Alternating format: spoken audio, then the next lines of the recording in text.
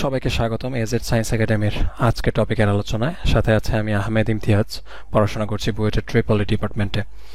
তোমার যদি স্বপ্ন হয়ে থাকে যে ল্যান্ড অফ লিভিংয়ে একটা সিট যেন তোমার জন্য বরাদ্দ থাকে, তাহলে আজকের ভিডিওটা তোমার জন্য। রোড ম্যাপ টু বুয়েট, চলো শুরু করা যাক। প্রথমেই জেনে নেই Bangladesh university of engineering and technology সম্পর্কে কিছু তথ্য। প্রথমত আজকে আলোচনা করব আন্ডারগ্র্যাড পোর্শনটা নিয়ে, অর্থাৎ এইচএসসির পর আমরা যেখানে ভর্তি হওয়ার চেষ্টা করি সেটাই মূলত আন্ডার গ্র্যাজুয়েশন। তো বুয়েটের সিট আছে টোটাল 1030টা, বিভিন্ন ডিপার্টমেন্ট ওয়াইজ এটা ভাগ করা আছে। তো ট্রিপলি ডিপার্টমেন্টের জন্য 195টা সিট বরাদ্দ এবং একটা সিট এখানে উপজাতি কোঠায় দেওয়া হয়। সিএসসিতেও 120টার মধ্যে একটা সিট উপজাতি কোঠায় দেওয়া হয়। সিভিল ইঞ্জিনিয়ারিংয়ে আছে 195টা সিট, মেকানিক্যালে আছে 180টা এবং কেমিক্যাল ইঞ্জিনিয়ারিংয়ে আছে 60টা সিট এবং আর্কিটেকচার সেকশনটাতে আছে 55টা সিট এবং ম্যাটেরিয়াল অ্যান্ড মেটালার্জিক ইঞ্জিনিয়ারিং ডিপার্টমেন্টে আছে 50টা সিট। ডব্লিউআরই বা ওয়াটার রিসোর্স ইঞ্জিনিয়ারিংয়ে আছে 30টা সিট, আইপিএতে আছে 30টা সিট এবং নেভাল আর্কিটেকচার অ্যান্ড ম্যারিন ইঞ্জিনিয়ারিংয়ে আছে 55টা সিট। বায়োমেডিক্যাল ইঞ্জিনিয়ারিংয়ে আছে 30টা সিট এবং আরবান রিজিওনাল প্ল্যানিংয়ে আছে বা ইউআরপিতে আছে 30টা সিট। তো এভাবে মোটামুটি সেকশন ওয়াইজ বা ডিপার্টমেন্ট ওয়াইজ সিটগুলো ভাগ করে দেওয়া আছে। তো এটা ছিল মোটামুটি বুয়েটের একটা পরিচিতি। দেন চলো আমরা চলে যাই আজকের ভিডিওতে। আজকের ভিডিওটাকে দুইটা ভাগে ভাগ করব। একটা হচ্ছে তুমি এইচএসসির আগে, অর্থাৎ এইচএসসি পরীক্ষার আগে তুমি কি করবে, দেন এইচএসসির পরীক্ষার পর তুমি কি করবে। তো চলো এইচএসসির আগে তুমি কি করবে সেটা সম্পর্কে দেখা যাক। First step, college.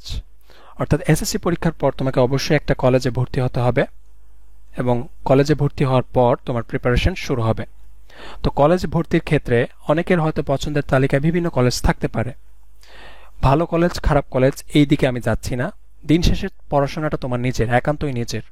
যে কলেজেই ভর্তি হও না কেন তোমাকে নিজেই পড়ে বুয়েটে চান্স পেতে হবে। তো কলেজ সেকশনটা নিয়ে আমি আর বেশি আলোচনা করতে চাচ্ছি না, কেননা কলেজ সেকশনে যেখানেই যাও না কেন পড়াশোনাটা একান্ত তোমার নিজের। স্টেপ 2, কলেজে ভর্তি হওয়ার পর আমরা যে জিনিসটা নিয়ে টেনশনে পড়ি সেটা হচ্ছে ভালো বই কেনা সম্পর্কে। এসএসসিতে আমাদের বোর্ডের বইগুলো যথেষ্ট ছিল এবং একটা মাত্র বই ছিল, কিন্তু এইচএসসির ক্ষেত্রে দেখা যায় যে অনুমোদিত সিলেবাসের বাজারে অনেক বই পাওয়া যায়। তো সেই বইগুলোর মধ্যে সবগুলো অ্যাকচুয়ালি ভালো মানের থাকে না। আমি পার্সোনাল এক্সপিরিয়েন্স থেকে বলতে পারি অনেক বইগুলোতে ভালোভাবে টপিকগুলো সবগুলো কভার করে না। আমি নিজে এর ভুক্তভোগী। তো এই কারণে বেছে শুনে বইগুলো কিনবে এবং বড় ভাইদের সাথে পরামর্শ করে বইগুলো কিনবে। ভালো বই তোমার ভালো প্রিপারেশনে সহায়ক হবে। এই ক্ষেত্রে তোমরা অবশ্যই ভুল করবে না। তোমরা যদি চাও যে ভালো বই সেকশনটা নিয়ে আমি একটু আলোচনা করি, দেন তোমরা কমেন্ট সেকশনে আমাকে জানাতে পারো। তো ভালো বই চুজ করার পর দেন আমাদের পরবর্তী স্টেপটা আসতেছে be head of your time. অর্থাৎ এইচএসসি সেকশনটাতে তুমি সময় অনেক কম পাবে এসএসসির তুলনায়। এসএসসির ছোট ছোট বইগুলো পড়ার জন্য তুমি 2 বছরেরও অধিক সময় পেয়েছ, কিন্তু এইচএসসিতে এসএসসির 3 গুণ সিলেবাস শেষ করার জন্য তুমি সময় পাবে 2 বছরেরও কম। তার মানে বুঝতেই পারছো যে তোমার প্রিপারেশনটা থাকতে হবে তোমার চাই সময়ের আগে। তোমার বন্ধু বান্ধব হয়তো চিল করছে, মজা করছে, এগুলোর সাথে নিজেকে মেশানো যাবে না। তুমি তোমার সময়ের সর্বোত্তম ব্যবহার করে কাজটা নিয়ে আসতে হবে। তো টাইম যেহেতু কম, এফোর্ট তোমাকে বেশি দিতে হবে। তুমি শুরু করো, পড়া শুরু করো। যদি বুঝতে পারো যে তোমার একা হচ্ছে না, দেন তুমি অন্যান্য টিউটরের সহায়তা নিয়ে তুমি তোমার সময়টাকে কাজে লাগাও। এভাবে তুমি তোমার সময়ের চাইতে এগিয়ে থাকো সবার চাইতে। মনে রাখবে এক্সট্রা কিছু পেতে হলে তোমাকে এক্সট্রা এফোর্ট দিতে হবে। তারপর স্টেপ হচ্ছে step 4, make your own style. কাউকে জিজ্ঞেস করার দরকার নাই, ভাইয়া আপনি কিভাবে পড়েন, আপনি কয় ঘন্টা পড়েন বা আপনার পড়ার ধরন কি। এগুলো জিজ্ঞেস না করে তুমি কোন জায়গা থেকে কমফোর্ট ফিল করো পড়াশোনার ক্ষেত্রে সেটা বের করো। যেমন আমার ক্ষেত্রে আমি অনেক শুনেছি সকালবেলা পড়াশোনা করাটা অনেক ইফেক্টিভ, বাট কিন্তু আমি সকালে পড়াশোনা করতে পারি না। তাই আমি রাতের বেলা পড়াশোনা করতাম এবং রাতের বেলার সময়টাই আমি আমার পড়াশোনার জন্য বেছে নিয়েছিলাম। হতে পারে তুমি দৈনিক পড়াশোনা করো না, আবার হতে পারে তুমি দৈনিক পড়াশোনা করো। আমার ক্ষেত্রে হয় আমি দৈনিক পড়াশোনা না করে একটা নির্দিষ্ট সময় পড়াগুলো জমিয়ে একসাথে শেষ করে ফেলতাম। এটা আমার স্টাইল। তুমি যদি চাও তুমি তোমার নিজের স্টাইল নিজের মতো, নিজের সুবিধা মতো তৈরি করে নাও। অন্যকে জিজ্ঞেস করো না যে ভাইয়া আপনি কয় ঘন্টা পড়ছেন, আপনি কিভাবে পড়ছেন, এগুলো না। নিজের স্টাইল নিজে তৈরি করে ওই অনুযায়ী লেগে পড়ো। তারপর স্টেপ হচ্ছে ফাইট হার্ড, কঠিন লড়াই করো। কেননা এইচএসসি সেকশনটাতে তোমাকে অনেক প্রবলেমের সম্মুখীন হতে হবে। প্রথমত বইয়ে যেই সলিউশনগুলো আছে অর্থাৎ প্রবলেমগুলো আছে সেগুলো ভালোমতো সলভ করো, থিওরিগুলো ভালোমতো বোঝো। একবার বোঝো না, এরপর আবার পড়ো, আবার বোঝার চেষ্টা করো, অনলাইনে টিউটোরিয়াল দেখো এবং থিওরিগুলোর বেসিক পুরোপুরি ক্লিয়ার করার চেষ্টা করো। কেননা এইচএসসির আগে যদি তোমার বেসিকে দুর্বলতা থাকে দেন এইচএসসির পরের ফাইটটা আরও কঠিন হবে। মনে রাখবে অ্যাডমিশন টেস্ট হচ্ছে ভালো ছাত্র বাদ দেওয়ার প্রক্রিয়া, অর্থাৎ ভালো ছাত্রদের থেকে বাছাই করে সবচেয়ে ভালোগুলো নেওয়া হবে, অর্থাৎ খারাপ স্টুডেন্টরা এখানে প্রতিযোগিতাতেই নেই। তো প্রথমত তোমাকে থিওরিগুলো ভালো মতে আয়ত্তে আনতে হবে, তারপর প্রচুর পরিমাণে প্রবলেম সলভ করতে হবে। আসলে থিওরি আমি ভালো বুঝলাম কিনা এটা তখনই বোঝা আসে যখন আমি ভালো প্রবলেম সলভ করতে পারি, আর প্রবলেম সলভিং এর মাধ্যমে থিওরির কনসেপ্ট খুব ভালো ক্লিয়ার হয়। তো that's why you have to fight hard, লড়াই করো। দেন একটা ডিসেন্ট একটা প্রিপারেশন নিয়ে তুমি এইচএসসির জন্য অগ্রসর হও। টেস্ট পরীক্ষার আগে যেন তোমার একদম 80% সিলেবাস শেষ থাকে, এবং টেস্টের পরে কলেজগুলো সাধারণত 4 মাসের জন্য ভ্যাকেশন দিয়ে দেয় এইচএসসি পরীক্ষার আগে। সেই 4 মাসে তুমি এইচএসসির জন্য যথাসম্ভব 100% প্রিপারেশন নাও। এইচএসসির আগে যেন তোমার এইচএসসির সিলেবাস 100% শেষ থাকে, তাহলে তোমার অ্যাডমিশনের প্রিপারেশনটা সহজ হবে। নেক্সট স্টেপে যদি তোমার এইচএসসির প্রিপারেশন শেষ হয়ে যায় ভালো মতে, এইচএসসির প্রিপারেশন শেষ হওয়ার পর এখন আসে তোমার অ্যাডমিশনের প্রিপারেশন। অ্যাডমিশনের প্রিপারেশনের জন্য বি সিলেক্টিভ অ্যান্ড পার্টিকুলার। খেয়াল করে দেখবে বুয়েটের অ্যাডমিশন টেস্টে যোগাশ্রয়ী প্রোগ্রামিং থেকে সাধারণত সমস্যা আসে না, ওই সেকশনটা বাদ দাও। আবার দেখবে জৈব যৌগ থেকে অনেক কোশ্চেন আসে, অলমোস্ট বুয়েটের 600 মার্কের পরীক্ষা থেকে 50 মার্ক জৈব যৌগ থেকে আসে, ওই সেকশনটাকে ভালো করে ধরো। তারপরে দেখবে ইন্টিগ্রেশন, ডিফারেন্সিয়েশন এগুলো থেকেও একটা দুইটা কোশ্চেন আসে। যদি বেশি সমস্যা হয় তাহলে ওগুলো বাদ দিও না, ওগুলো থেকে আসেই নিশ্চিত। অর্থাৎ আমি বলতে চাচ্ছি নিশ্চিত যেই বিষয়গুলো আসবেই নিশ্চিত জেনে ওগুলোকে আগে ধরো, আগে আয়ত্তে আনো, অর্থাৎ সিলেক্টিভ হও।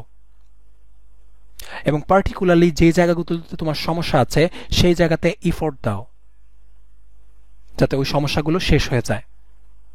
হতে পারে তুমি এইচএসসি লেভেলে একটা থিওরি ভালোমতো বুঝতে পারোনি, এই জায়গায় এসে ওই থিওরিটা ভালোমতো কভার করে তার প্রবলেম সলভ করো, অর্থাৎ সিলেক্টিভ হও এবং পার্টিকুলার জায়গাগুলোতে ইফোর্ট দাও। কারণ অ্যাডমিশন টেস্টে তোমার একটা নিশ্চিত সিট পেতে হবে। তারপর কোচিং সেন্টারে যদি তুমি ভর্তি হও, অবশ্যই হবে আমি জানি, ক্লাসগুলো মনোযোগের সাথে করো। ক্লাসগুলোতে ভাইয়ারা বুয়েটের জন্য যে ধরনের দিক নির্দেশনা দেয় এবং পার্টিকুলার যেই টেকনিকগুলোতে সলভ করার চেষ্টা করে সেইভাবে টেকনিকগুলো অবলম্বন করো। মনে রাখবে বুয়েটের 3 ঘন্টার পরীক্ষায় 3 ঘন্টার পরীক্ষার মধ্যে তোমাকে 600 মার্কস অ্যান্সার করতে হবে। তো এই 600 মার্কস অ্যান্সার করার জন্য যদি তুমি পার্টিকুলারলি সময় চিন্তা করো তো 60টা কোশ্চেন আসবে, প্রতিটা 10 মার্ক করে। তো প্রতিটা কোশ্চেনের জন্য তুমি 3 মিনিট করে সময় পাবে। তো এই 3 মিনিট সময়ের ভেতর তোমাকে একটা কোশ্চেন অ্যান্সার করতে হবে এবং জায়গাটা থাকবেও খুবই সীমাবদ্ধ। একটা পেজকে এরকম 3টা ভাগ করা হয় বা 2টা ভাগ করা হয়, অর্থাৎ ছোট ছোট পোর্শনের মধ্যে তোমাকে অ্যান্সার করা শিখতে হবে। অর্থাৎ ক্লাসগুলো অ্যাটেন্ড করো এবং প্রচুর পরিমাণে প্র্যাকটিস করো কিভাবে ওই সময়টার ভিতর ওই ছোট জায়গায় তুমি অ্যান্সার করবে।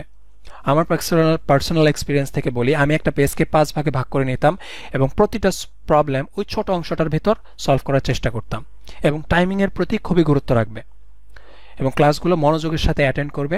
এরা এমন কিছু টেকনিক শেখায় যেগুলো শুধুমাত্র অ্যাডমিশনের জন্যই খুব কাজে লাগে। তারপর step never miss exams. But তুমি কোচিং সেন্টারগুলোতে প্রতিনিয়ত পরীক্ষা দিবে, পরীক্ষা মিস করা যাবে না। রেগুলার পরীক্ষা দাও এবং নিজের ইভ্যালুয়েশন নিজে করো। দেখো তোমার পজিশন কত আসছে, পজিশন। তারপর দেখো তোমার মার্কস কেমন আসছে। তারপর দেখো তোমার উন্নতি কেমন হচ্ছে, তোমার কি অবনতি হচ্ছে। যদি এরকম হয় দেন এ থেকে তুমি শিক্ষা নিয়ে পরবর্তীতে উন্নতি করার চেষ্টা করো, কন্টিনিউয়াসলি লেগে থাকো। দেন একটা ডিসেন্ট অ্যামাউন্ট টাইম যাওয়ার পর তুমি বুঝতে পারবে যে তোমার অবস্থান কোথায়। এই বাট দেওয়ার কারণ হচ্ছে যখন অ্যাডমিশনের সময় খুব কাছাকাছি হয়ে যায় তখন অ্যাকচুয়ালি দেখা যায় যদি তোমার সিলেবাস বাকি থাকে দেন তুমি কোচিং সেন্টারের টাইমটা কমিয়ে দিয়ে নিজের স্কিল ডেভেলপ করার জন্য সময়টা গড়ে বাড়াও। মনে রাখবে যেখানেই পড়ো না কেন দিন শেষে তোমার পড়ার আসল জায়গাটা হচ্ছে তোমার নিজের পড়ার টেবিল, সেই জায়গাটাকে ছাড়া যাবে না। অর্থাৎ আমি বলতে চাচ্ছি যে পরীক্ষাগুলো মিস করবে না, কিন্তু এমার্জেন্সি সিচুয়েশনে সময় বাঁচানোর জন্য তুমি নিজের পড়াকে গোছানোর জন্য এক্সাম মিস দিতেও পারো। ঠিক আছে, আমার মনে আছে আমি কোচিং করেছিলাম উদ্ভাসে, এবং আমার মনে আছে লাস্ট 1 মাস আমি উদ্ভাসে যাই নাই, কারণ আমার কিছু পার্টিকুলার টপিক পড়া বাকি ছিল। আমি ওই সময়গুলোতে কোচিং সেন্টারে দৌড়াদৌড়ি না করে নিজের ঘরে সময় দিয়ে ওই টপিকগুলো কভার করেছি। তো এটা একটা এমার্জেন্সি সিচুয়েশন। এছাড়া পরীক্ষাগুলো মিস করো না, কেননা পরীক্ষার মাধ্যমে তুমি যত পরীক্ষা দিবে ততই তোমার স্কিল ডেভেলপ হবে, ততই তোমার প্রেশার হ্যান্ডেলিং ক্যাপাবিলিটি বাড়বে। আর পরীক্ষার ক্ষেত্রে বলে রাখি, বুয়েটের পরীক্ষার ক্ষেত্রে প্রথমেই চেষ্টা করবে যে জিনিসগুলো আগে পারো সেগুলো দিয়ে দেওয়ার। অর্থাৎ একটা জিনিসে আটকে গেছো, স্কিপ করো, পরের প্রবলেমে যাও, স্কিপ করো, পরের প্রবলেমে যাও। হতে পারে প্রথম 3টা প্রবলেমই পারো নাই, অসুবিধা নাই, স্কিপ করো। চতুর্থ প্রবলেম থেকে দেখতে পারলে যে পরের 10টা তুমি টানা পারো। অর্থাৎ কোনো একটা প্রবলেমে আটকে গেলে এটাকে স্কিপ করে প্রথমে তোমার চান্স শিওর করো, যেগুলো তুমি সঠিকভাবে পারো সেগুলো অ্যান্সার করে। দেন এক রাউন্ড পুরো কোশ্চেন দেখার পর দেন তোমার ব্রেইন ভালো রান করছে, দেন আবার একটা রাউন্ড করার চেষ্টা করো। এখন তুমি টার্গেট করো যে কোন কোনগুলো বাকি আছে, কোন কোনগুলো পারবো। এভাবে পরীক্ষাটা দেওয়ার চেষ্টা করবে। তারপরে হচ্ছে অপশন 4, এটা অনেকের ক্ষেত্রেই হবে, কনফিডেন্স লেভেল একদম নিচে চলে যাবে। যদি গ্রাফ প্লট করি দেখবে তুমি প্রথম পরীক্ষাতে আশানুরূপ ফল যদি না পাও তোমার কার্ভটা এরকম চলে যাবে। তারপর এফোর্ট দিলে, এফোর্ট দিয়েও আবার পাচ্ছ না, এরকম কার্ভ আরও নিচে চলে যাবে কনফিডেন্স লেভেল। এটা কনফিডেন্স লেভেল আর এটা টাইম। তো এই ক্ষেত্রে তোমার পড়াশোনার ইফোর্ট বাড়িয়ে দিয়ে তুমি কনফিডেন্স লেভেলটাকে বেশি নিয়ে যেতে পারো। অনেক সময় হয় যে পড়াশোনা করার পরেও আশানুরূপ ফল পাচ্ছে না, তখন তুমি অ্যাকচুয়ালি যারা অভিজ্ঞ তাদের সাথে পরামর্শ করো, কিন্তু কখনো কনফিডেন্স হারাবে না। কেননা কনফিডেন্স হারিয়ে ফেললে তুমি এই প্রতিযোগিতায় অর্ধেকই শেষ হয়ে গেছো। তো বুস্ট ইউর কনফিডেন্স। কনফিডেন্স বাড়ানোর জন্য প্রতিনিয়ত পজিটিভ মাইন্ডেড মানুষের সাথে থাকো, এবং যারা তোমাকে আসলেই তোমার সফলতা চায় তাদের পরামর্শ গ্রহণ করো। ঠিক আছে, এই স্টেপ ফলো করার পর নেভার গিভ আপ। আবারও বলছি, অ্যাডমিশনের সময়টা অনেক কঠিন যায়, অনেক হার্শ যায়। তোমার আশেপাশের মানুষের সাথেই হয়তো তোমার ওরকম যোগাযোগ হবে না, ঘন্টার পর ঘন্টা একটা রুমে বদ্ধ তোমাকে থাকতে হবে। এরপরেও যদি দেখো যে আশানুরূপ ফল হচ্ছে না, কখনো ছেড়ে দিও না, একদম মাটি কামড়ে লেগে থাকো। যদি তুমি ভালো মতো লেগে থাকতে পারো দিন শেষে সফলতা তোমারই আসবে। কখনো হাত ছেড়ে দিও না, কন্টিনিউয়াসলি লেগে থাকো, আস্তে আস্তে নিজেকে ডেভেলপ করো, আস্তে আস্তে নিজের কার্ভটা উপরের দিকে নিয়ে যাও, সাকসেসের কার্ভটা। এভাবে লেগে থাকো, কখনো ছেড়ে দিও না হাল। তারপর হচ্ছে ভরসা রাখো সর্বশক্তিমানের উপর, কেননা ভাগ্যেরও একটা বিষয় আছে এখানে। হতে পারে তুমি কোচিং সেন্টারে উড়াধুরা পরীক্ষা দিয়ে দিয়েছ, তুমি খুবই ভালো ছাত্র, তুমি টপ করবে, তুমি জানো তোমার প্রিপারেশন এমন, কিন্তু হলো কি বুয়েটের পরীক্ষার 2 দিন আগে তোমার জ্বর হলো, এমন জ্বর যে তুমি কলমই ধরতে পারো না। তাহলে কি হলো? তোমার এতদিনের এফোর্ট তো তোমার শেষ হয়ে গেল, তাই না? তার মানে ভাগ্যেরও একটা ব্যাপার আছে, চান্স পাওয়ার ক্ষেত্রে ভাগ্যেরও একটা ব্যাপার আছে। এরকম অনেক ঘটনা আমার বাস্তব জীবনে আমি দেখেছি যে সে খুব ভালো মতো চান্স পাওয়ার কথা, বাট কোনো একটা কারণে ওই 3টা ঘন্টা, ওই বুয়েট পরীক্ষার 3টা ঘন্টা তার সবচেয়ে বেস্ট মোমেন্ট হয় নাই, হয়তো সে চান্সটা পায় নাই। আবার সে মিডিওকোর, বাট বুয়েটের ওই 3টা ঘন্টা তার সবচেয়ে বেস্ট মুহূর্ত গেছে পরীক্ষার সময়, সে দেখা গেছে টপ করে গেছে। তো তার মানে ভাগ্যের উপর বিশ্বাস রাখো এবং আল্লাহ তাআলার উপর ভরসা রাখো এবং দোয়া করো যেন তোমার সাথে সবচেয়ে ভালো জিনিসটাই হয়। তো এভাবে চেষ্টা করার পর, অ্যাডমিশন টেস্টে ভালো করার পর যদি ভালো করতে পারো, তাহলে দিন শেষে তোমাকে মানুষ বলবে, hello BUETian, welcome to the land of living. আর যখন তুমি ডিপার্টমেন্টে বন্ধুদের সাথে আলোচনা করবে বুয়েটে চান্স পাওয়ার পর, তখন তোমার বন্ধুরা বলবে, প্যারা নাই, চিল। সবাইকে ধন্যবাদ।